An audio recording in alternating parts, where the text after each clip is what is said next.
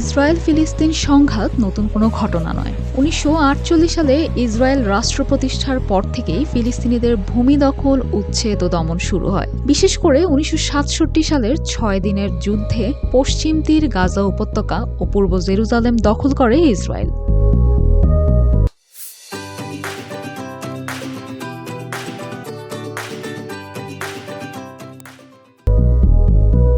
এই অঞ্চলগুলোতে আজও চলছে সামরিক শাসন, দমন, পীড়ন ও প্রায় নিয়মিত যুদ্ধ।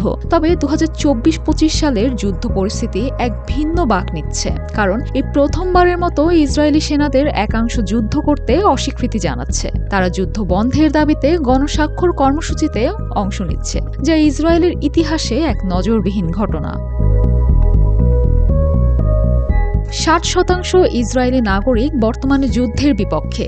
এটা শুধু শারীরিক ক্লান্তি নয়, নৈতিকতাও এক বড় কারণ। দীর্ঘমেয়াদী দখলদারত্ব ও নিরীহ ফিলিস্তিনিদের উপর হামলা, বিশেষ করে শিশু ও বেসামরিক জনগণের হতাহতের চিত্র অনেক ইসরায়েলি সৈন্যের বিবেককে নাড়া দিয়েছে। একদিকে যখন ইসরায়েলি সেনারা ক্লান্ত ও বিভ্রান্ত, অন্যদিকে ফিলিস্তিনিদের প্রতিরোধ এখন আরও সংঘবদ্ধ। গাজা ছাড়িয়ে এখন পশ্চিম তীরেও ইসরায়েলি সেনাদের লক্ষ্যবস্তু করা হচ্ছে। সেনারা যখন যুদ্ধবিরতি ও শান্তির পক্ষে গণস্বাক্ষর দিচ্ছে, তখন নেতানিয়াহু প্রশাসন এদের উগ্রপন্থী বা দেশদ্রোহী আখ্যা দিচ্ছেন।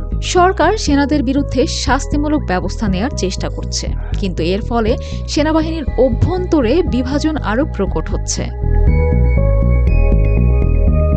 ইসরায়েলের এই যুদ্ধনীতির বিরুদ্ধে এখন আন্তর্জাতিক মঞ্চেও বিরোধিতা বাড়ছে। মধ্যপ্রাচ্যের বিভিন্ন দেশ থেকে হামাস ও ইসলামিক জিহাদকে সমর্থন দিয়ে গাজায় প্রতিরোধ আরও জোরালো হয়েছে। এ পরিস্থিতিতে অনেক বিশেষজ্ঞ মনে করছেন, যদি দ্রুত একটি স্থায়ী যুদ্ধবিরতি ও শান্তি আলোচনা শুরু না হয়, তাহলে ইসরায়েল শুধু তার সামরিক শক্তি নয়, রাষ্ট্রীয় কাঠামোতেও ভয়াবহ ক্ষতির সম্মুখীন হতে পারে। মেরিন আমিন, জিটিভি নিউজ।